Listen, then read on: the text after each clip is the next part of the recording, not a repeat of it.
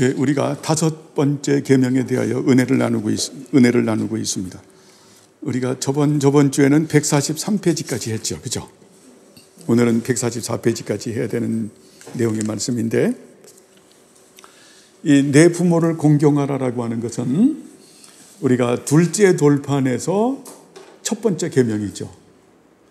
첫 번째 계명은 거의 그 둘째 돌판을 대표한다라고 말을 해도 과언이 아닐 정도로 대단히 중요한 내용의 말씀입니다.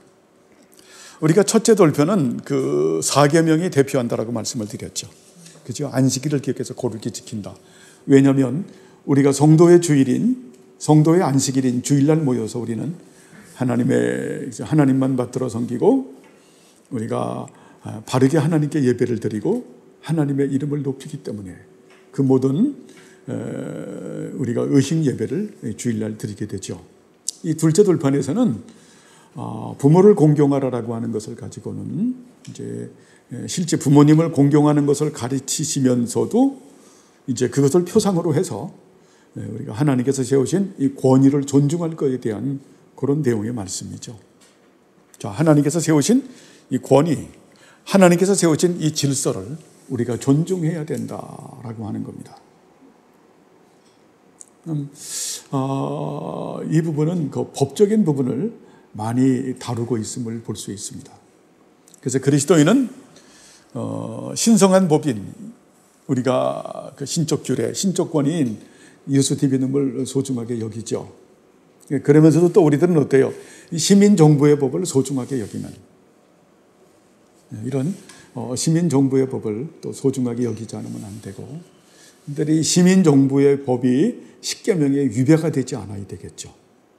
그런 법을 우리가 여기서 잘 배워가는. 그래서 이거 시작할 때도 말씀을 드렸지만 우리들의 그 육체의 소욕 중에 하나는 저항적 반동 심리가 있거든요. 누구든지 다 그래요. 그래서 우리가 이 제5계명을 공부하면서는 저항적 반동 심리라고 하는 것이 우리 안에서 깨지고 쫓겨나는 그러한 은혜가 있어지길 바랍니다. 여러분, 이 저항적 반동 심리는 굉장히 좋지 않은 겁니다. 근데 참 이것이 우리의 죄성으로 그렇게 있어요. 저희들이 예전에 회상을 해보면 뭐 회상이랄 것까지는 없는데요. 제가 초등학교 다닐 때 보면 저희 그 친구는 아닌데 뭐 그냥 같은 그 반이죠. 근데 그 어느 학생이 하나 있었어요. 어느 학생이 있는데 그 학생은 굉장히 그 가난하게, 우리 그때 뭐 60년대니까 다 가난했죠. 그런데 그 친구만은, 제 친구는 아닌데 같은 반이니까 그 학생만은 너무 지나친 거예요. 가진 자에 대해서. 그냥 가진 자는 그냥 자기의 원수가 되는.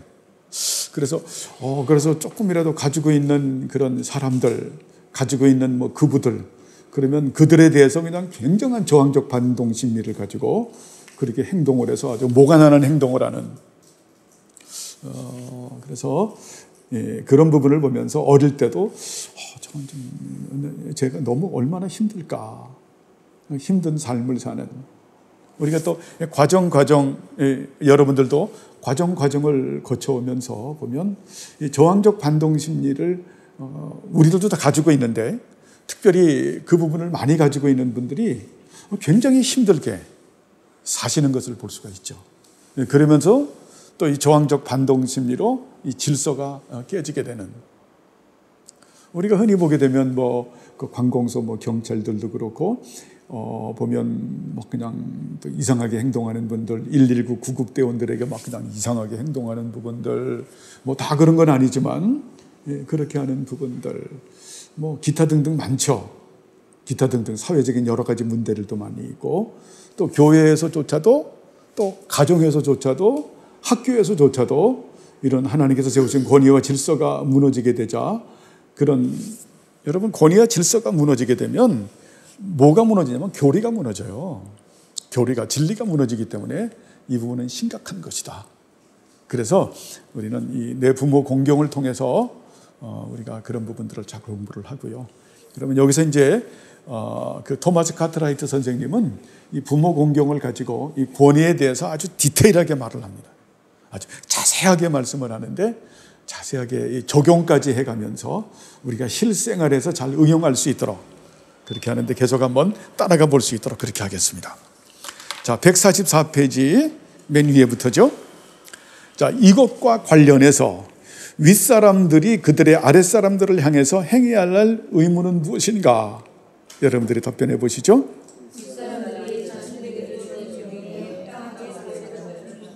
예, 우리가 첫 번째는 저기에 대해서 공부했죠. 아랫사람들은 윗사람들에 대해서 존경할 줄 알아야 된다.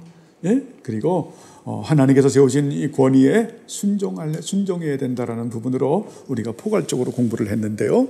그러면 윗사람들은 아랫사람들을 향해서 행해야 되는 의무는 무엇인가?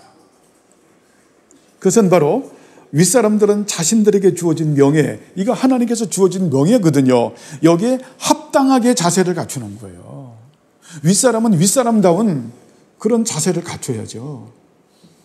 그렇지 못하면 어때요? 이것도 부모 공경에서 위배가 된다라고 하는 겁니다. 이것도 하나님께서 지어진 질서에 위배된다라는 거예요. 이걸 지금 부모 공경을 가지고 가르치는 겁니다. 그러니까 윗사람은 윗사람다워야 되죠. 그죠? 합당한 자세를 갖추게 되는 그런 합당한 자세는 제가 볼 때는 헌신과 섬김 같아요. 그죠? 우리가 헌신과 섬김의 사람이 되는 윗사람은 뭐 아랫사람도 헌신과 섬김의 사람이 되지만 윗사람이 될 수 있도록 윗사람이 됐다면 된 상태에서 더욱더 헌신과 섬김의 삶을 사는 것이 마땅하다라고 봅니다. 자, 그러면 윗사람은 어떤 종류의 사람들이 있는가? 자, 윗사람으로서는 얼마나 많은 종류의 사람들이 있는가? 이 두 종류의 사람을 말하는데 여러분 읽어보시죠.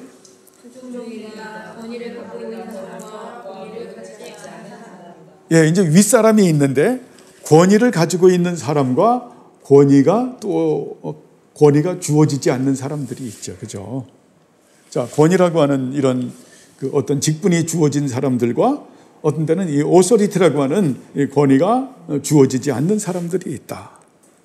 자, 그러면 이 권위를 갖지 않는 윗사람들은 누구인가? 자, 권위가 주어지지 않는 윗사람은 어떤 사람들인가? 읽어보시죠.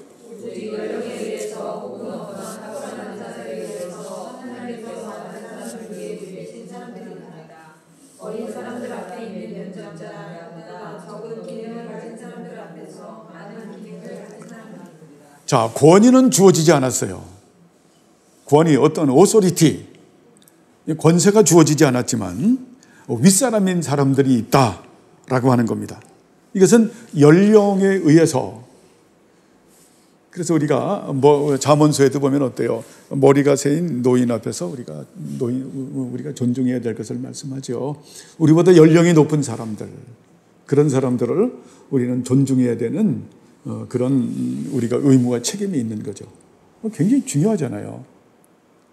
요즘에는 그냥 노인들에게도 그렇게 막 하대하는 경우를 보는데요.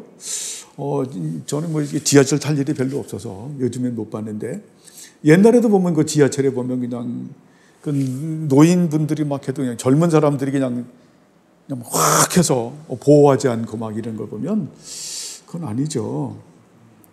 노인들은 여러분 어때요? 공경의 대상인 것을 여러분 알아야 돼요. 진정한 크리스천은 지하철을 타도 여러분 어때요? 내 앞에 노인이 쫙 서면 일어나서 자리를 양보할 줄 알아야 되죠. 그것이 하나님께서 세우신 질서고 그게 부모 공경이잖아요. 근데 요즘 대다수 젊은이들은 보면 눈을 감고 자는 척하고, 야, 그건 참 그런 것 같아요. 더 심한 거는 노인들이 앉을 자리에 젊은 사람이 딱 앉아가지고 노인이 와도 꿈쩍하지 않는 사람들, 그런 건 아니죠. 여러분, 크리스찬들은 절대 그래서는 안 되는, 오전에도 잠깐 말씀을 드렸지만 그리스도인은 여러분 선한 양심을 갖는 사람이에요. 이 선한 양심을 이걸 갖지 못하면 믿음에서 파손하게 되는, 왜냐하면 양심은 우리의 그 고백을 하는 거거든요. 증언하고 우리를 지켜주는 겁니다. 이게 우리의 그 파수꾼이에요. 그래서 우리는 이 양심이 민감해야 되는, 양심이 하나님의 말씀으로 만들어져야 되는, 그래서 양심이 뭐냐라고 얘기하면 결국은 우리는 그 답변, 양심은 하나님을 아는 지식입니다. 생각이 뭡니까? 하나님을 아는 지식입니다. 이렇게 대답을 해야 돼요. 우리가 그 지식 가운데 살아야죠. 그 지식 가운데 지금 가리키는 게 부모 공경이다. 우리가 노인은 무조건 우리가 공경할 줄 알아야 된다. 자, 이게 하나고요. 또 탁월한 은사들에 의해서 하나님께서 다른 사람들 위해 높이신 사람들이다. 자, 그래서 이 부분을, 이게 뭐냐면 연세가 작다고 할지라도 어떤 부분에 탁월한 은사를 가지고 있는 분들이 있죠. 그죠? 20대지만은 미리 공부를 해서 유학을 갔다 와가지고 박사가 되신 분들이 있죠. 저희들이 그런 경우를 그 70년대에 저희들은 경험을 해봤는데요. 70년대에는 그렇게 컴퓨터가 별로 그렇게 대중화되지 않았던 때인데, 미리 어떻게 시대를 알고 먼저 가서 유학을 가서 20대 때 유학을 가가지고 70년대에 그 박사가 돼서 왔던, 그 서울대를 졸업을 하고 유학을 갔다 와서 박사 학위를 받고 와서 20대에 서울대 교수로 간, 예전에 사모님 그런 분이 하나 있었죠. 그 박찬민 집사님의 관계에 대해서 그때 했던 그런 부분들, 그 있었던 그 집사님, 그 건물 주인 집사님 아드님이 그랬는데, 그래서 우리가 깜짝 놀랐어요. 어떻게 20대인데 어떻게 그 정교수가 되나? 그런 경우는 그 박사님이잖아요. 어쨌든 그런 경우는 여러분 윗사람인 것을 알아야 돼요. 이거 굉장히 중요한 거예요. 뭐 난 나이가 어린데 네가 뭐냐라고 하면은 맥살잡이하면 안 되는 거죠. 그렇죠? 탁월한 은사들에 의해서 그에게 어떤 공적인 업무가 주어졌다라고 하는 겁니다. 그런 경우에는 우리가 존경과 존중의 대상이 되어야 된다라고 하는 겁니다. 이런 부분들을 여러분 무시해서는 안 되는 거죠. 그죠? 이런 지식이 없으면 근데 무시하게 돼요. 사람들이 본성으로만 살아가면 안 된다라고 봅니다. 그래서 여기서 다시 한번 뒤에 정리를 합니다. 어린 사람들 앞에 있는 연장자, 그들이 윗사람이다. 그리고 보다 적은 기능을 가진 사람들 앞에서 많은 기능을 가지고 있는 사람들이다. 같은 말이죠. 그죠? 탁월한 은사를 가지고 있고 연령이 나보다 높다고 하면 윗사람이다 라고 생각해서 거기에 대한 어때요? 우리가 질서를 존중하는 것이 합당한 거죠. 그죠?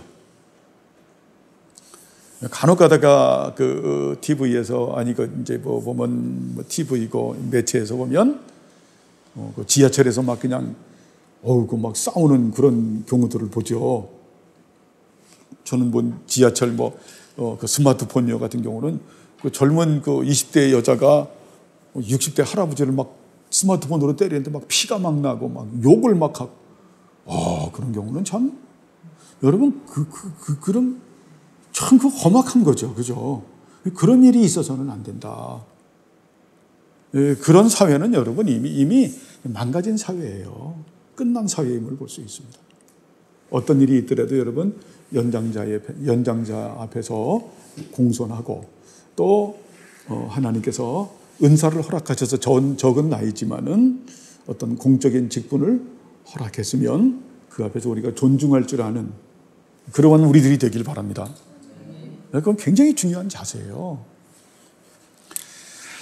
자, 그러한 경우에 아랫사람은 누군가, 이제 윗사람에 대해서 말하는데, 아랫사람은 이제 반복적인데요. 그것도 한번 답변해 보시죠. 네, 그들은 더 어리거나 적은 은사를 가진 사람이다. 그러한 윗사람들을 향한 우리의 의무들은 무엇인가?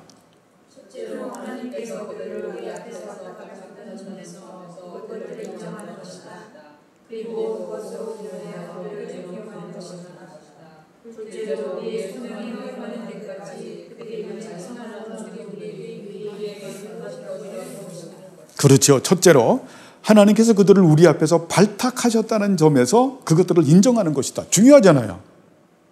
우리 앞에서 그들을 갖다가 발탁하셨다라고 하는 것을 우리가 인정하는 것이다. 하나님께서 세우셨다라고 하는 겁니다.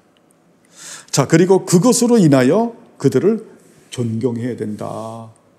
하나님의 선택 때문에 우리들은 존중해야 된다라고 하는 겁니다. 그렇죠. 잘 보시죠. 우리들은 그 평균적 의와 배분적 의가 있다라고 말씀했죠. 우리가 인권과 생존권은 우리 다 평등하죠. 그죠? 누가 높고 낮음이 없죠. 그러나 배분적 의는 여러분 건 하나님의 주권인 거예요. 하나님의 주권. 그것은 하나님의 절대 선이기도 한 겁니다. 다 주시는 은혜가 다르다라고 하는 겁니다. 다 다르다고 하는. 그것을 우리가 인정할 줄 알아야 된다. 늘 예전부터 말씀드렸지만은 우리가 의라는 측면에서 볼 때 평균적 의와 분배적 의, 이게 50대 50으로 이게 존중해서 항상 이게 되지 않으면요, 그 사람이 굉장히 거칠어져요. 거칠어지는. 분배적 의만 강조하게 되면 어때요? 평균적 의를 갖다가 존중하지 못하는. 그러니까 인권과 생존권을 보장해 주지 못하는 거예요. 또 인권과 생존권만 가지고 얘기하면서 평균적 의를 주장하지 못하면 이것도 상당히 위험한 요소를 가지고 있는.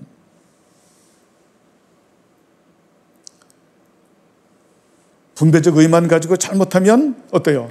아주 천박한 무르조아가 될 수 있고, 또 평균적 의만 지나치게 강조하면 어때요?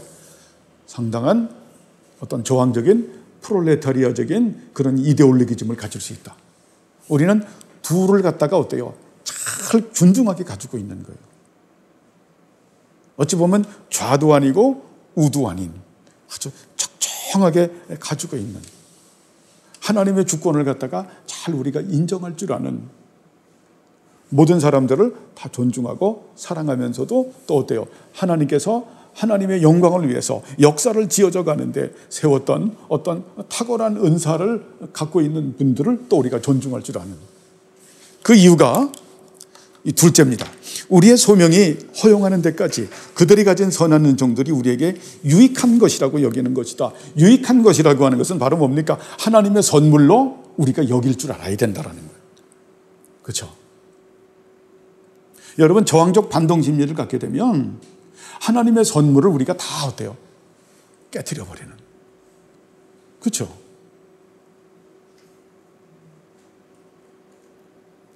우리는 다 평균 똑같아요.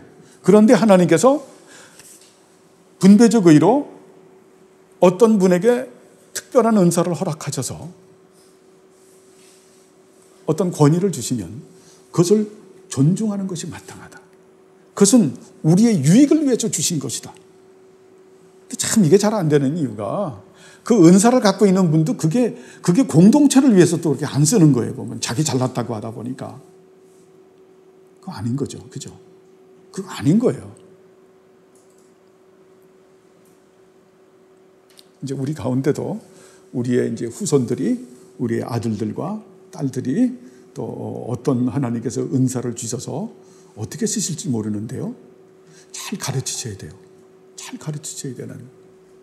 너에게 준 이 은사는, 너에게 준 이 은혜는 뭐 교회에서 주시는 은사가 있을 수도 있고, 또 세상 나라에서 하나님의 나라를 드러내기 위해서 주시는 은사일 수도 있겠죠. 이 모든 것이 무엇을 위해서 주시는 것이다? 하나님의 영광, 하나님의 나라와 몸된 교회, 그리고 어때요? 공동체의 유익을 위해서 주시는 것이다. 개인의 영광을 위해서 주시는 게 아니죠.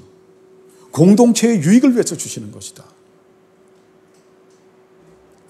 지금 이 토마스 카트라이트 선생님은 굉장히 지금 우리가 이 부모 공경을 가지고 우리가 삶 전체를 다루고 있기 때문에 굉장히 포괄적으로 표현을 하는 겁니다. 공동체의 유익을 위해서 주는 그 부분이 참 중요하겠죠. 개인의 영광이 아니다. 개인의 영광을 가지고 하다 보니까 그 사람들이 많은 비리들을 그렇게 갖게 되고 그렇게 되는 것을 볼 수 있습니다. 그것은 하나님께서 원하는 것이 아니죠. 거기까지는 지금 다루지 않지만, 자, 윗사람들을 향한 우리의 의무는 하나님의 주권적 선택으로 하나님께서 그렇게 하셨음을, 분배적 은혜를 우리가 인정하고, 그리고 그 분배적 은혜가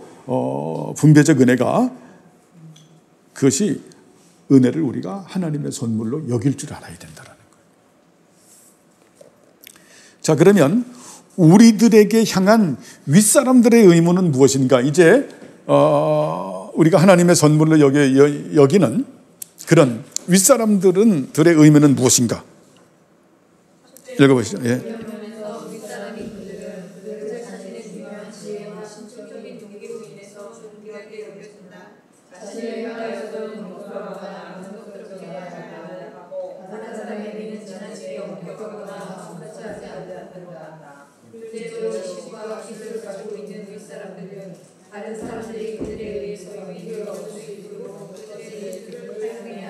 예, 아주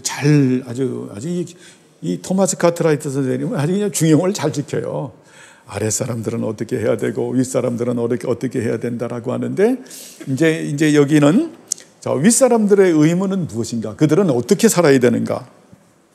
첫째로 연령면에서 윗사람인 그들은 그들 자신의 중요한 지혜와 신적인 용기로 인해서 존귀하게 여겨지죠. 그렇게 존귀하게 여겨지는 그들은 어때요? 자신을 향해서 경솔하거나 변덕스럽지 말아야 하고, 다른 사람들에게는 지나치게 엄격하거나 엄숙하지 않도록 해야 된다. 이걸 딱 정리를 하면 어때요? 온유하면서 겸손한 사람이 돼야 된다는 거죠. 그죠? 온유하면서 겸손한 사람이 돼야 된다. 이게 윗사람들의 의무인 거예요. 이 온유와 겸손이 없으면은 윗사람이 돼서 망가지는 거예요. 그래서 아주 보면 우리가 오만한 자라고 하는 것을 우리가 그렇게 공부한 적이 있죠.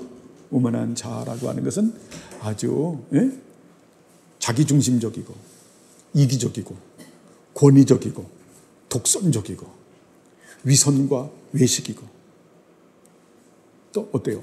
허영과 과장과 거짓을 가지고 있는 그런 사람들이 보면 어때요? 굉장히 그 공동체에 대해서 위협적이고 파괴적이고 폭력적인 그런 재앙적 권위들을 갖게 되죠. 그래서 하나님께서 은혜를 주시고 어떤 공동체에서 윗사람의 위치로 올려주게 되면 그 사람들은 반드시 필요한 덕목이 온유와 겸손이 필요하다. 온유와 겸손이 얻게 되면 윗사람으로서의 주는 권세에 의해서 자기가 쉽게 말하면 맞아 죽는 거예요. 그것으로서 자신의 영혼들이 파괴되는 것을 볼 수가 있죠. 그것은 교회에서도 마찬가지고, 가정에서도 마찬가지고, 사회생활에서도 마찬가지고, 우리는 지금 그 대학에서도 그 대학원들 보면 어때요? 교수님들 같은 경우에 그런 경우가 종종 나오죠. 그죠? 보면 그 제자들을 향해서 그 이상한 것을 해서 결국은 대학에서 쫓겨나는 경우. 얼마나 그분 유학 갔다 와가지고 박사가 돼가지고 그렇게 존경받는 분인데 온유와 겸손이 없어져서 그런 공동체의 지탄이 대상이 되고 나중에 쫓겨나서 그렇게 되는. 그래서 이러한 성품은 되게 중요하다. 온유와 겸손한 성품. 여러분 사실 이 연세가 들게 되면요, 남는 것은 어찌 보면 성품이에요. 성품. 예수 그리스도를 닮는 성품이 없으면은 그 삶 자체가 팍팍해지는 거예요, 여러분. 삶 자체가 팍팍해지는 온유하고 겸손한 것. 여기서는 잘 표현하죠. 자신을 향해서 경솔하거나 변덕스럽지 말아야 하고, 다른 사람들에게 대해서 지나치게 엄격하거나 엄숙하지 않도록 해야 된다. 이 겸손을 말하는 겁니다. 아주 지나치게 엄격한 분들이 있죠. 그분 앞에 서게 되면 어때요? 말을 못해요. 오금을 정말 못 두는, 또 지나치게 엄숙한 온유와 겸손의 은혜가 우리 모두들에게 있어지길 바랍니다. 둘째로, 지식과 기술을 가지고 있는 윗사람들은 다른 사람들이 그들에 의해서 유익을 얻을 수 있도록 그들의 기술을 사용해야 된다. 기술이라고 하는 건데 이 은사로 그렇게 번역하는, 은사를 갖다가 공동체의 유익을 위해서 사용해야 된다라는 거죠. 그게 참 중요한 거예요. 우리가 예전에 우리나라의 속담이 하도 공부를 안 하니까 공부해서 남주냐. 근데 우리가 공부하는 이유는 사실 보면 남주기 위해서 공부하는 거잖아요. 그죠? 공부해서 남주려고 공부를 해야죠. 그죠? 공부하는 은사를 갖고 있는 분은 어때요? 공부를 해서 그 공부한 내용을 갖다가 남에게 쉽게 잘 나누어 주기 위해서 공부를 해야 되는, 은사를 사용해야 되는. 뭐 돈 벌어서 남주나 그런 말도 있죠. 근데 우리는 어때요? 실제 살아보니까 어때요? 돈 벌어서 남주기 위해서 돈 버는 거죠. 그렇지 않아요? 네, 우리 이민정 집사님, 돈 버는 게 결국 지금 고연세도 나 위해서 쓰는 건 별로 없잖아. 남 주려고 돈 벌잖아. 결국 보면 그렇다니까. 그러니까 나이가 들면 들수록 더욱더 그래요. 네? 아니, 돈 버는 이유가 뭔가라고 했더니 그 살아온 그 습관이 있어가지고요. 저 같은 경우에, 이제 저희 집 같은 경우, 뭐 그냥 의도 아닙니다. 살아온 습관이 있어가지고 어디 가서 짜장면 한 그릇을 못 사 먹는 거예요. 짜장면 한 그릇을 못 사 먹는다니까요. 딱 보면 옛날에 제 머릿속에 짜장면이 딱 된 거는 5,000원이거든요. 5,000원인데, 7,000원, 뭐 8,000원 하면 그 다음 눈이 튀어나와요. 사실 뭐 8,000원 아무것도 아니잖아요. 네? 짜장면 하나를 못 사 먹는. 재밌는 얘기지만 팥값이 되게 올랐잖아요. 여기 가니까, 마트에 가니까 2,500원이야. 아니 3,500원이야. 어머, 한 발품 바르면 한 10분 정도 걸어가면 2,500원에 살 수 있는 거예요. 그럼 거기 가서 1,000원을 아끼고 코가 새빨간 데 가서 사온다고. 어머니도 그렇죠, 그죠? 그렇게 살아오셨잖아요. 그렇게 살아와가지고 그 1,000원 그거 아끼고 뭐 아껴가지고 누구 다 줬어요? 자식들 다 줬잖아요. 그래서 부모들이 그래요.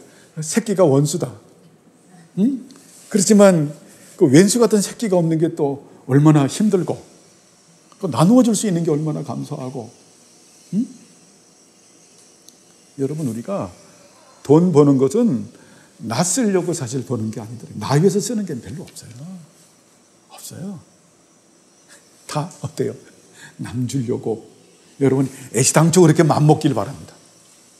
내가 돈 버는 것은 다른 사람들에게 유익 주기 위해서, 내가 공부하는 것은 다른 사람들에게 유익되게 하기 위해서, 다 어때요? 나누어 주기 위해서 하는 것이다. 믿습니까? 아니, 그렇게 안 해도 그렇게 인생이 그렇게 돼 있다니까요. 돼 있어요, 그렇게. 응? 그렇게 돼 있어요. 그렇게 여러분, 주신 은사를 우리가 이제 윗사람들이 되게 되면 우리 안에 그런 일들이 벌어지는데, 그러면 나누어 주시기, 그렇게 위해서, 공동체의 유익을 위해서 사시길 바랍니다. 그럼 그럴 때 우리가 자유하게 돼요. 이 진리가 자유케 된다는 것은 그때 우리가 물질로부터 자유함도 받게 되고 은사로부터 자유함을 받아요. 여러분, 그 많이 가지고 있어서 어느 사람들은 그래요. 자기가 가지고 있는 재산 해가지고 그건 누구도 모르게 해. 자기 거니까. 나중에 죽고서도 몰라. 그래서 나중에 어때요? 그게 드러나면 좋은데 못 드러나면 정부가 다 가져가는 거죠. 그죠?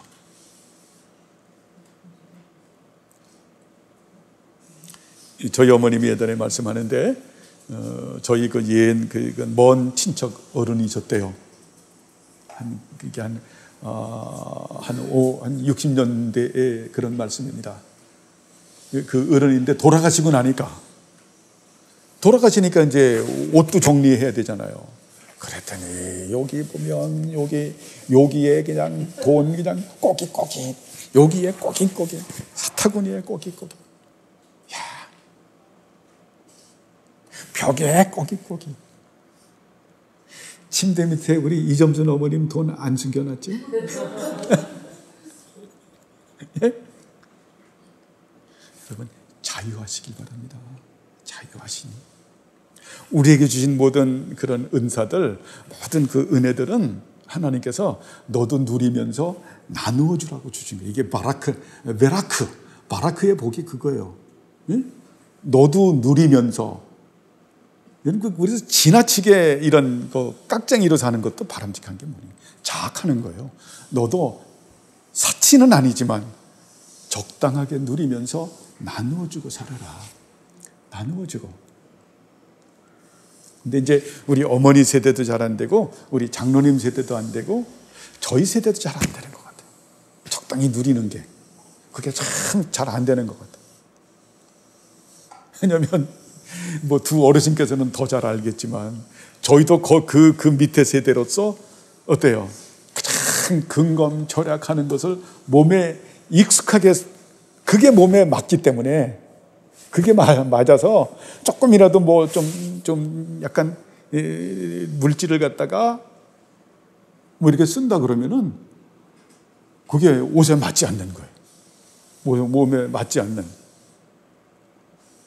안 그런 분도 있겠지만 저희는 해외여행 뭐 이렇게 막 간다 그러면은 간이 덜컥한 거예요. 지나치게 그것도 바람직하진 않겠지만 어쨌든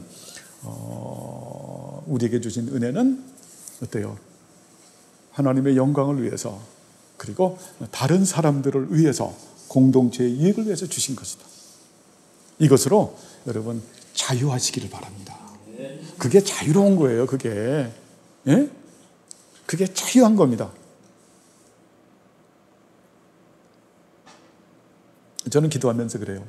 늘 하나님 앞에, 하나님, 제가 제 자신을 드리고 제 소유권과 경제권도 다 드립니다. 주님, 제 것이라고 하는 것은 하나도 없는 줄로 믿습니다. 근데 그게 맞는 거예요. 주님께서 불러가시면은 그냥 빈손 들고 다 가는 거거든요. 그러니까 그렇게 되기 전에 지혜로운 사람은 이미 자신을 드리고 소유권 경제권 다 드려요. 근데 하나님은 우리를, 제 경험으로는 앵벌이 시키시는 분이 아니더라고요. 우리가 그 하나님 공부하면서 어때요? 하나님은 남자와 여자를 동등하게 창조하시는 분이시고, 개인의 인격을 존중하시는 무슨 하나님?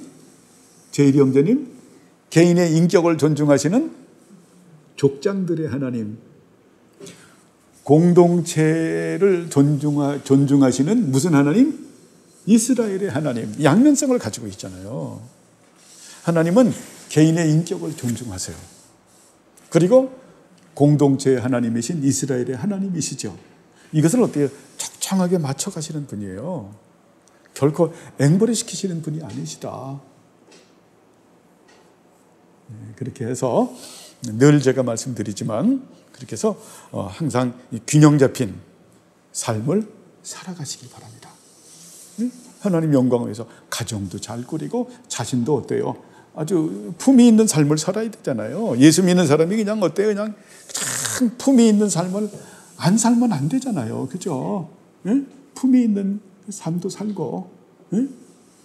그것도 뭐 물질 많은 거, 그걸 제가 얘기하는 게 아니에요. 나에게 주신 그 분별적 은혜 가운데서 남들이 나를 뒤치다거리 하지 않게, 그렇게 깔끔하게 그렇게 살아가는, 그런 게 아름다운 거죠.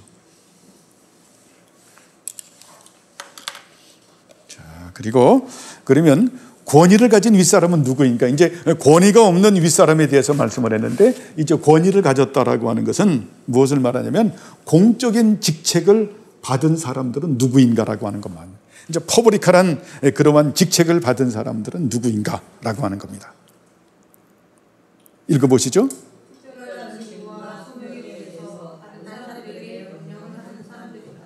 예, 특별한 직무와 소명에 의해서 다른 사람들에게 명령을 하는 사람들입니다. 특별히 이 부분은 지금 무엇을 가리키는 겁니까? 이 하나님 나라 백성들이 시민 정부에 대해서 어떻게 우리가 생각하고 살아갈 것인가라고 하는 것을 가리키는 거죠. 그죠?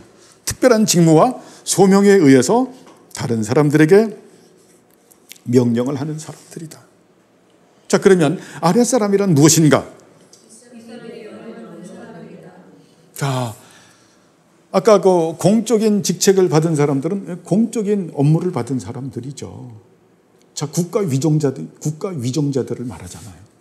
그죠? 국가 위정자들이라고 하면 너무 다양하잖아요. 군경, 경찰도 있고, 또 공무원들도 있고, 다양한 그런 공적인 업무를 가진 사람들. 그렇게 해서 그 법에 의해서 명령을 하는 사람들이 공적인 직책을 가진 사람들이고요. 아랫사람이란 윗사람의 명령을 받는 사람들이다라고 하는 것은 바로 우리들을 말하는 거죠. 여기 우리들이라고 하는 거에는 크리스찬도 포함됩니까? 안 됩니까? 포함되죠. 이게 중요해요. 여기서 토마스 카트라이트 선생님이 가리키는 것은 여기서는 어떤 부분의 신학적인 면에서 그 제세례파를 경계하는 점도 있어요. 제세례파라고 하는 사람들은 뭐냐면은 극단적 그런 이단이나 마찬가지인 사람들인데 이 사람들은 시민 정부를 존중하지 않아요. 그거는 아닌 거죠. 시민 정부라고 하는 것은 그건 일반 은총이잖아요. 그죠? 우리는 시민 정부를 존중해야죠. 하나님께서 어때요? 오른손에는 하나님의 나라, 왼손에는 세상 나라를 붙들고 끌고 가시거든요. 그래서 우리는 시민 정부를 존중할 줄 알아야 된다는 거예요. 그래서 깔뱅 선생님의 그 주석을 이렇게 쭉 보면은 그 왕한테 쓰는 서문에 보면은 항상 그런 말을 해요. 우리들은 착한 시민입니다. 착한 시민입니다. 위그너들이 항변을 할 때 보면은 우리는 착한 시민입니다. 웨스트민스터 신앙 고백서를 할 때도 우리는 법을 준수하는 착한 시민들입니다.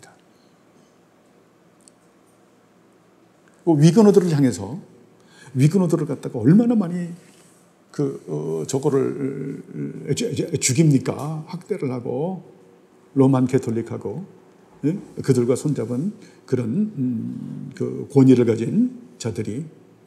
근데 그들이 이구동성을 하는 얘기가 있어요. 가슴이 철렁하죠. 우리가 생각하는 것보다 우리가 이해할 수 없는 이 사람들은 어떻게 이렇게 착한지 모르겠다. 바보 정도가 아니라 이렇게 착한 사람들이 있는가? 죽이면서도 그 말을 하는 거예요. 여러분, 크리스찬은 착한 사람이에요. 착한 사람.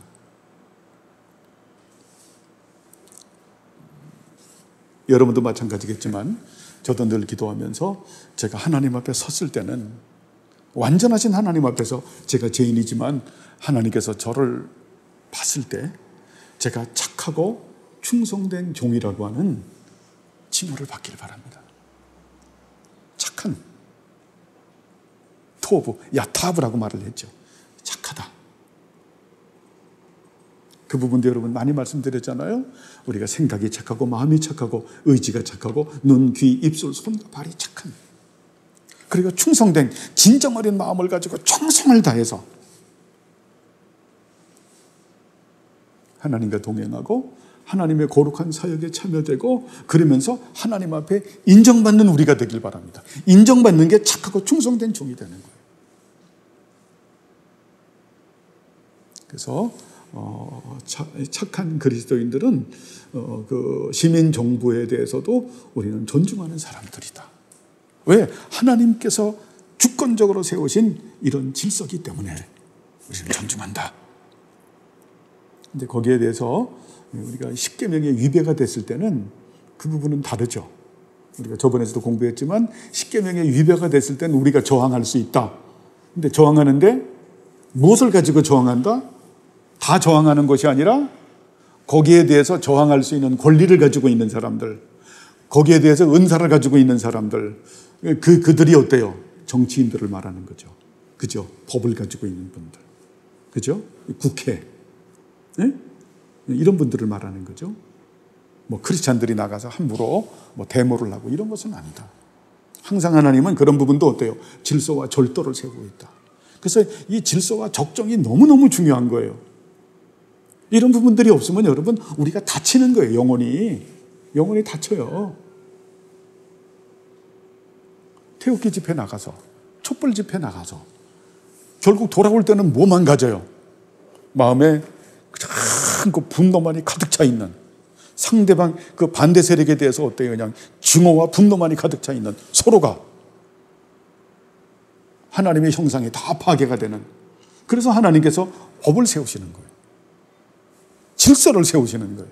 저항할 수 있다. 그러나 거기에 내가 은사를 주고 세우고 거기에 질서를 한 자들만이 할 수가 있기 때문에, 그래서 우리가 선거할 때도 잘 뽑는 거예요. 국민을 대변할 수 있는. 그렇죠? 이러한 종류의 윗사람과 아랫사람 사이에 있는 일반적 의미는 무엇인가? 그렇죠. 서로를 위해서. 우리가 그래서 어때요? 위정자들을 위해서 기도하니 디모데전서 2장 1절에도 말하잖아요. 위에 사람들을 위해서, 위정자들을 위해서 기도하니 합당한 거죠. 그리고 또 어때요? 위에 사람들도 자기가 다스리는 사람들을 위해서 기도하는 것이 합당한 거죠. 그죠? 서로가 서로를 위해서 기도하는 것이 합당하다. 자, 여기는 어때요? 예수 안 믿는 사람들에게는 해당이 안 되겠죠. 예수 믿어서 어떤 하나님께서 퍼블리컬한 그런 직임을 준 사람들은 어떻게 해야 됩니까? 자기가 다스려야 되는 그 사람들을 위해서 기도해야 되겠고, 또 우리들은 어때요? 하나님께서 세우신 그 지도자들을 위해서 기도해야 되는, 우리들이 지금 지도자면 대통령이잖아요. 기도해야죠. 하나님 지혜를 주셔서 하나님께서 우리나라 대한민국 역사를 지어져 가는데 우리 윤석열 대통령이 잘 이 나라를 통치할 수 있도록 지혜를 주시고 은혜를 주셔서 이 나라에 유익되게 하옵소서라고 기도해야 되겠죠. 그죠? 그렇게 해야 되는 거예요. 대통령의 어떤 비리나 이런 것들이 있으면 우리가 이런 부분을 아프게 생각해야 되죠. 네? 저는요, 이런 부분들을, 이런 지식들이 제대로 안 된 것을 보면 너무 마음이 아픈 거예요. 심지어는 목사님들조차도 내 소망이 뭔지 아느냐, 그를 내가 하야시키는 것이 내 소망이다. 참, 그건 아니잖아요. 하야시킬 수 있는 분은 누구만 하야시킵니까? 하나님만이 하야시킬 수 있는 것이고, 또 그것을 하기 위해서는 하나님께서 어때요? 하나님께서 너 내려와라라고 하면은 거기에 합당한 질서, 합당한 법에 의해서 하나님 그렇게 하시잖아요.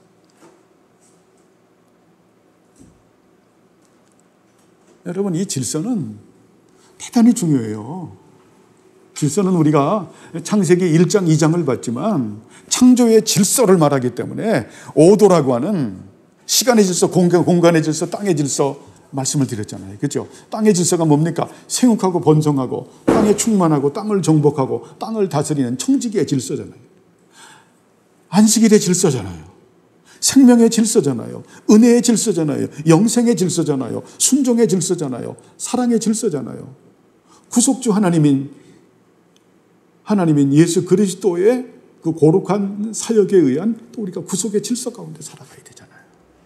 그런 가운데서 예전에 우리가 몇 달을 두고 설교를 했지만 구속의 질서, 임재와 동행의 질서, 섭리의 질서, 의의 질서, 고르의 질서, 사랑의 질서, 성령님을 따라 사는 질서, 말씀을 따라 사는 질서, 너무너무 중요하잖아요. 이 질서에서 깨지면 여러분 안 되는 거예요. 신앙생활은 이런 질서 가운데 살아간다. 여기서 계속 말씀하는 게 질서를 말하는 거예요. 서로가 서로를 위해서 기도하는 것이다. 교회에서도 그러죠.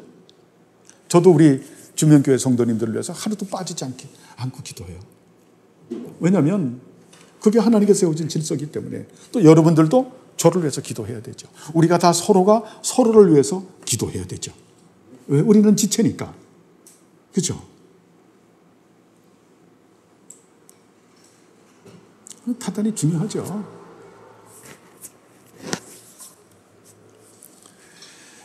자, 아랫사람에게 요구되는 것은 무엇인가?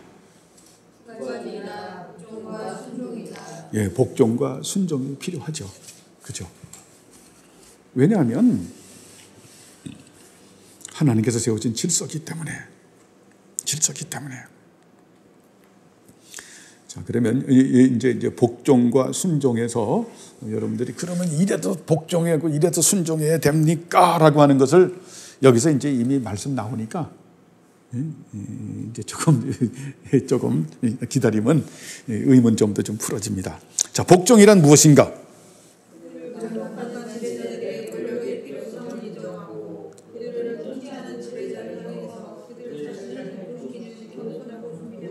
그렇죠.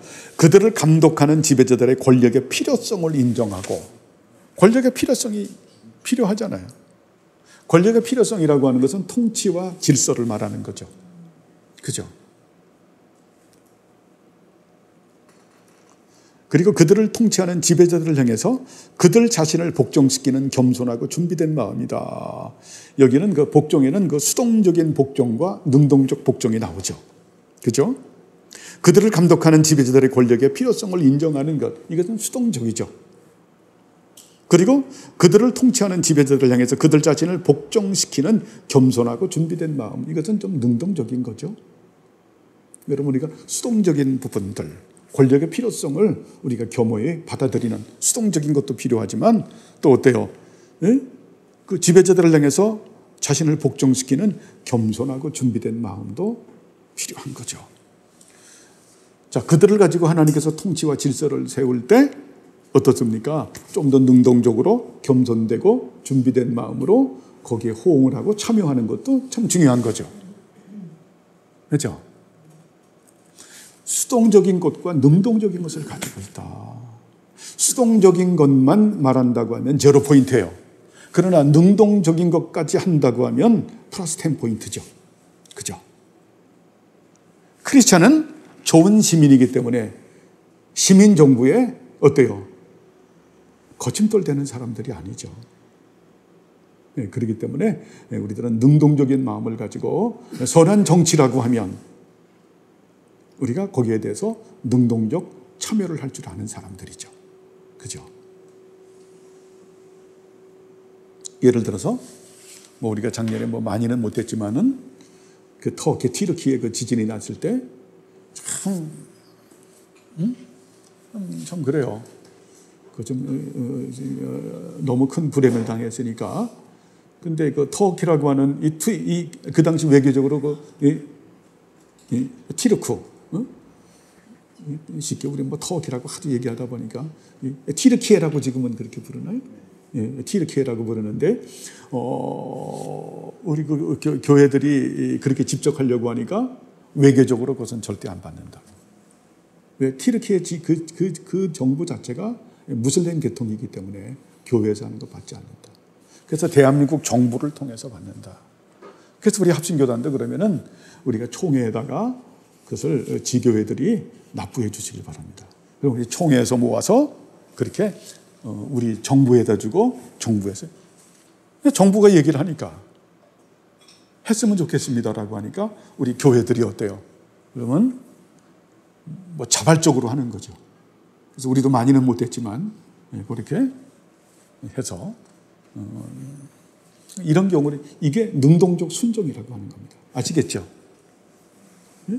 그 권위를 인정하고 수용하고 우리가 선하고 아름다운 것이라고 하면 하나님의 영광을 드러내고 사람들에게 유익되는 것이라고 하면 우리는 어때요? 조금 더 능동적인 마음을 가지고 우리는 참여한다라고 하는 겁니다. 이해하시겠죠? 이 순종에 대하여 이제 순종까지 하겠습니다. 시간이 많이 갔는데요. 순종이란 무엇인가?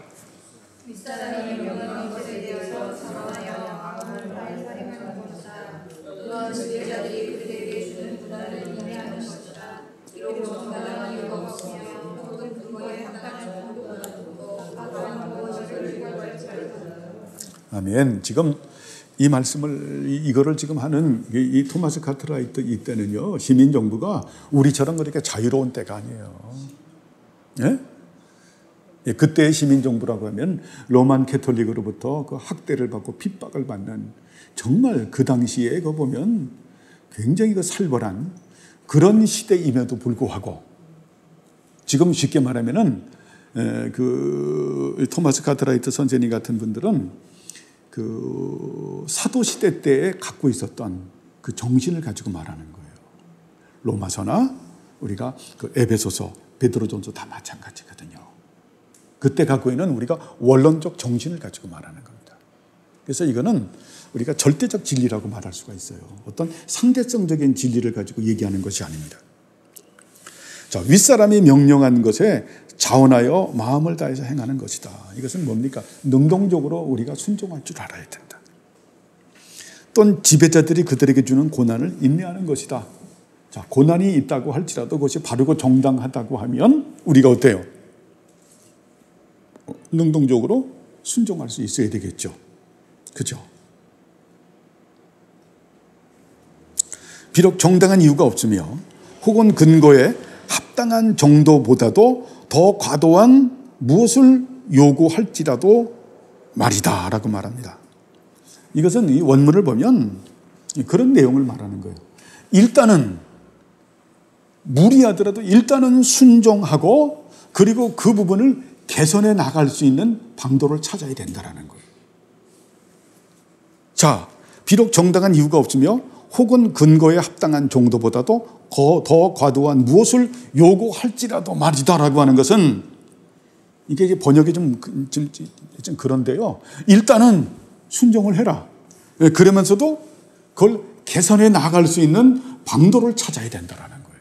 그것을 무조건 반대하고 무조건 거기에 대해서 저항적 반동 심리를 가지고 저항하는 것이 그것이 하나님께서 세워진 질서가 아니다. 조금 미숙하고 조금 억지같이 보인다고 할지라도 일단은 순종을 해나가고 그리고 그것을 개선해 나가는 사람들이 하나님의 나라의 백성들이라는 거예요. 그게 쉽지 않은 거예요. 이게 말은 쉽지만 행동이 쉽지 않은 거예요. 근데 일을 해보면 그게 맞아요. 일을 해보면 맞아요. 자, 우리는 굳이 시민 정부를 얘기하지 않는다고 할지라도 우리 가정사도 그래요. 저 같은 경우에는 저희 아버님이 일평생 군생활만 하시다 보니까 잘 못했어요, 일을. 그렇게 가정사에서 매끈하게 처리를 못하죠. 이렇게 아주 그냥 그 전제주의적인 그런 어떤 데는 그런 권세, 가부장적인 그런 권세를 가지고 요번에 어떤 일을 딱 해라. 근데 그게 굉장히 황당한 거예요. 굉장히 황당해요. 그런 경우가 너무 많았어요. 일단은 아버님 말에 순종을 하죠. 순종을 하고 그러면서 따라가면서 그러면서 어때요? 개선해 나가는 거죠. 아버지 말이 그러니까 그게 말이 되느냐? 안 하겠다. 저희 아버님이 분노를 하셔가지고 어느 날 제 그 동생이 미국에서 나오시게 된 거예요. 우리나라로 오게 된 거죠. 이제 미국에 가서 몇십 년 살다가 이제 국내를 이제 방문을 하게 된 거예요. 한 20년 만에 그렇게 오는데 저희 아버님이 그냥 우리 좀 괘씸죄가 생긴 거예요. 막내 여동생에 대해서. 괘씸죄가 생긴 거예요. 저한테 명령하더라기를 거기까지만 딱 하고 인천공항까지 와서 딱 데리고 난 이후에는 절대 개입하지 마라. 어떤 것도 베풀어 주지 마라. 근데 그게 되나요? 인천공항에 모셔드리고 나서 그러면 저한테는 고모 부부고, 그러면 그 어른들의 묘소도 가고 싶어 하고 오빠의 묘소도 가고 싶어 하고 이러다 보면 차량이 필요할 거 아니에요. 또 여러 가지 저희들이 뒷바라지 해야 되는 부분이 있잖아요. 그런 부분들에 어때요? 말 없이 소리 소문 없이 일들을 하면서 개선해 나아가는 이런 자세가 필요해요? 안 필요해요? 필요하잖아요. 지금 그걸 말하는 거예요. 이거는 지금 이런 정치 이런 거를 얘기하는 게 아니라 우리 그리스도인의 그 자세를 말하는 거예요, 지금. 부모 공경, 주제는 부모 공경이에요. 근데 부모 공경인데 우리가 가정뿐만이 아니라 우리가 이런 시민 정부에서도 우리는 어떤 마인드를 가지고 살아가는가, 이걸 지금 배워야 되는 거예요. 이해하시겠어요? 이런 게 아니라 우리의 마음자리가 중요하다라는 거예요. 마음자리가. 하나님께서 세우신 이 권위와 질서를 위해서는 우리가 이렇게 살아야 된다라는 거예요. 한마디로 말하면 착해야 된다. 그죠? 위그노처럼. 위그노를 죽인 그들이 어떻게 저렇게 착할 수가 있을까? 우리가 죽이면서도 그 부분이 너무너무 의심스럽다. 어떻게 이렇게 착한 사람들이 있을까? 어떻게 저항도 안 하고 저렇게 죽어갈 수 있을까?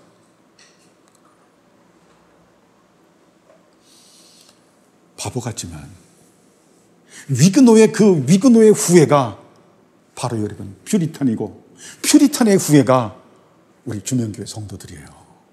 그들이 어찌 보면 우리의 믿음의 조상이기도 해요.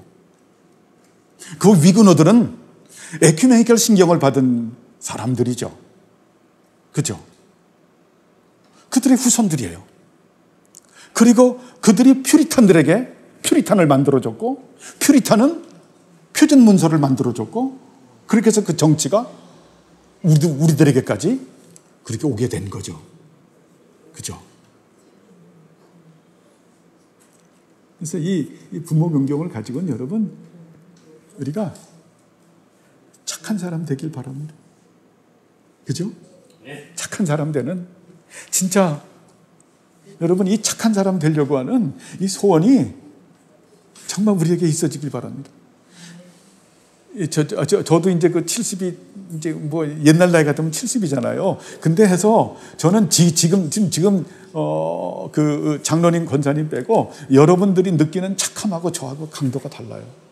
저는 이게 절실한 거예요. 인생 말년에 거의 접어들어서 제가 하나님 앞에 정말 하나님, 제가 착해지길 바랍니다.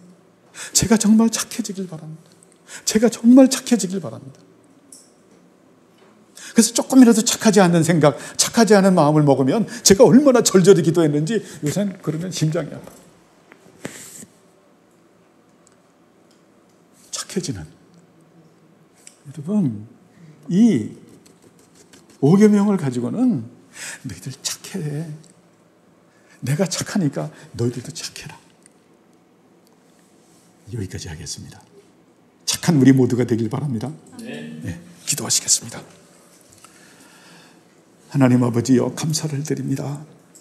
하나님, 우리들을 사랑하셔서 이제 둘째 돌판인 제 5계명을 가르치심을 감사합니다.